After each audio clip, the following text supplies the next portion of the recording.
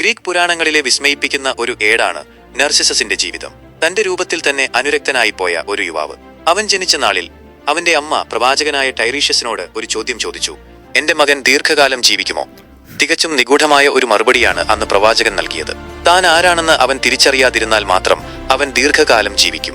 കാലം കടന്നുപോയി. നർസിസസ് വളർന്നു. കാണുന്നവരെയെല്ലാം അമ്പരപ്പിക്കുന്ന അസാമാന്യ സൗന്ദര്യമായിരുന്നു അവന്റേത്. പക്ഷേ ആ സൗന്ദര്യത്തിനൊപ്പം മറ്റൊന്നുകൂടി അവനുണ്ടായിരുന്നു. മഞ്ഞുപോലെ തണുത്ത ഒരു ഹൃദയം. തന്നെ പ്രണയിച്ചവരെയെല്ലാം അവൻ ക്രൂരമായി അവഗണിച്ചു. അവരിൽ ഏറ്റവും ദയനീയമായ അന്ത്യം എക്കോ എന്ന വനദേവതയുടേതായിരുന്നു.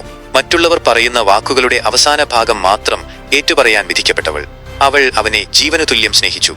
ഒരിക്കൽ പ്രതീക്ഷയോടെ അവനെ കെട്ടിപ്പിടിക്കാൻ ചെന്ന എക്കോയെ വെറുപ്പോടെ അവൻ തള്ളിക്കളഞ്ഞു. ആ വേദനയിൽ ഉരുകിത്തീർന്ന എക്കോയുടെ വെറുമൊരു ശബ്ദം മാത്രമായി ഇന്നും കാടുകളിൽ ബാക്കി നിൽക്കുന്നു. നർസിസസിന്റെ ഈ അഹങ്കാരത്തിന് കാലം കാത്തുവെച്ച ശിക്ഷയായിരുന്നു നെമസിസ് എന്ന പ്രതികാര ദേവത.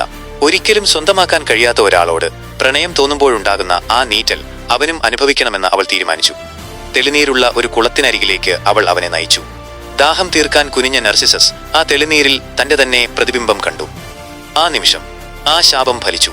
അവൻ ആ രൂപത്തോട് അഗാധമായ പ്രണയത്തിലായി.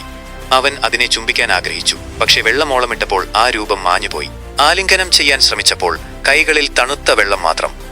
ഒടുവിൽ അവൻ ആ ഭയാനകമായ സത്യം തിരിച്ചറിഞ്ഞു. താൻ പ്രണയിക്കുന്നത് തന്നെ തന്നെയാണ്. തന്റെ പ്രതിബിംബത്തിൽ നിന്ന് കണ്ണെടുക്കാൻ കഴിയാതെ, ആഹാരവും വെള്ളവുമില്ലാതെ അവൻ അവിടെയിരുന്നു. ഒടുവിൽ മരണം അവനെ കീഴടക്കി. അവൻ ഇരുന്നിരുന്ന ആ മണ്ണിൽ പിന്നീട് അവന്റെ ശരീരമുണ്ടായിരുന്നില്ല. പകരം തല താഴ്ത്തി നിൽക്കുന്ന മനോഹരമായ ഒരു വെളുത്ത പൂവ് അവിടെ വിരിഞ്ഞു. ഇന്നും ആ പൂവ് അവന്റെ പേരിൽ അറിയപ്പെടുന്നു, നർസിസസ്.